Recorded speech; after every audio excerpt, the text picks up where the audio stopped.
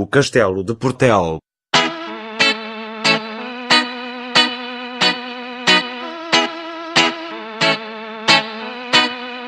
O Castelo de Portel, no Alentejo, localiza-se na vila, freguesia e concelho de mesmo nome, distrito de Évora.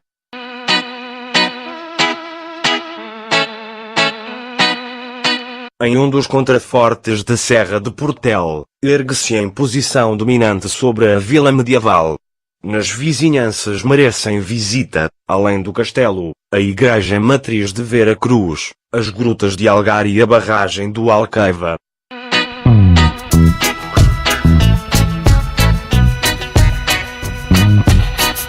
Embora a região seja rica em testemunhos arqueológicos, a primitiva ocupação humana do sítio do castelo é obscura. A toponímia Portel-Mafomede, referida à época de Dom Afonso III, transparece uma presença muçulmana.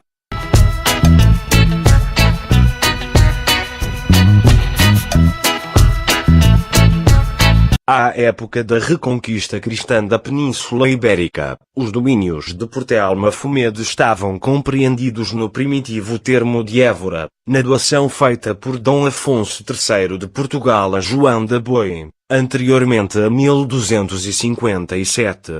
Este nobre, letrado, que chegou a desempenhar as funções de mordomo-mor do reino, era tão somente um válido do soberano quando, após o conflito que opôs Dom Afonso III a seu irmão, Dom Sancho II de Portugal, foi agraciado com essa honra entre os termos de Évora e Beja, grosso modo coincidente com a Serra de Portel.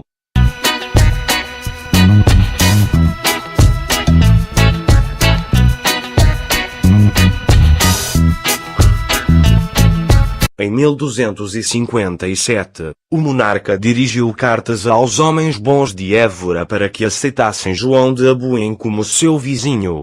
Tendo havido contestação acerca dos limites desta doação, somente após a demarcação de sua jurisdição, em 1261, o soberano autorizou a construção de um castelo onde melhor servisse aos interesses daquele nobre. Desse modo, a 1 de dezembro de 1262, João de Boi, acompanhado por sua esposa e filho, passou carta de foral aos povoadores do Castelo de Portel, em termos semelhantes aos de Évora.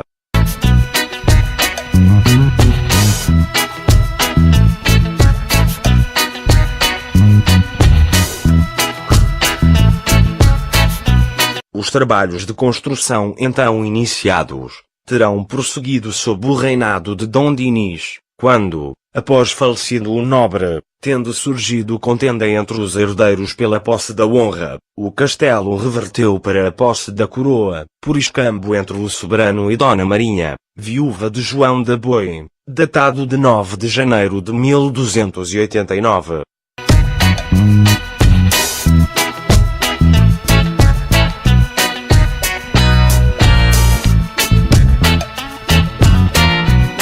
No contexto da crise de 1383 a 1385, Fernão Gonçalves de Sousa, alcaide de Portel, tomou o partido de Castela, e com receio dos moradores, tomou-lhes as armas a todos e pô-las no castelo. Em novembro de 1384, no desenvolvimento da campanha alentejana pelas forças do condestável, Dom Nuno Álvares Pereira, um clérigo de Portel, de nome João Mateus, abriu-lhes as portas da vila, facilitando a conquista da povoação e a rendição do castelo. Os seus domínios, após a Batalha de Aljubarrota, estariam compreendidos na ampla doação de terras e direitos que o soberano fez àquele condestável, passando, por sucessão, para os domínios da Casa de Bragança.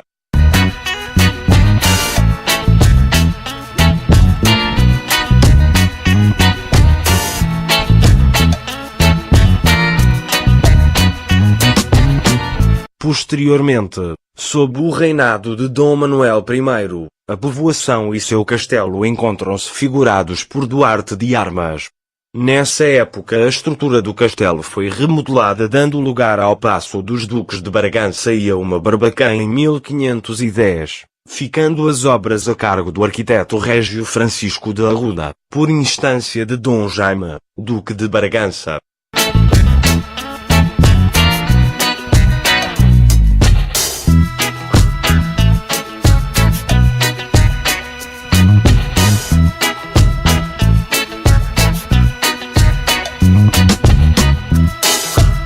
Perdida a sua função defensiva, afastado da linha lindeira e das principais vias de acesso ao território alentejano, o castelo foi progressivamente abandonado até se converter em ruínas no século XIX.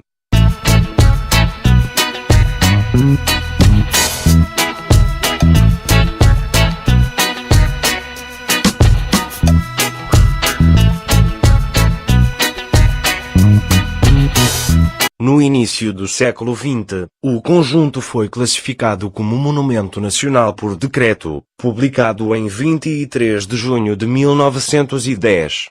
A intervenção do poder público fez-se sentir pontualmente, em 1938, por iniciativa da Direção-Geral dos Edifícios e Monumentos Nacionais, propriedade da Fundação Casa de Bragança. A degradação do conjunto continuou progredindo até à derrocada de um torreão cilíndrico do paço e, mais recentemente, em fevereiro de 1998, de um troço de muralha adjacente à torre de homenagem, elemento que já havia sido objeto de intervenção na década de 1980. A nova intervenção teve lugar em 1999, a cargo da Direção-Geral dos Edifícios e Monumentos Nacionais, através da sua Direção Regional Sul, com base em técnicas tradicionais de construção. O conjunto aguarda, entretanto, um plano abrangente de investigação e de musealização.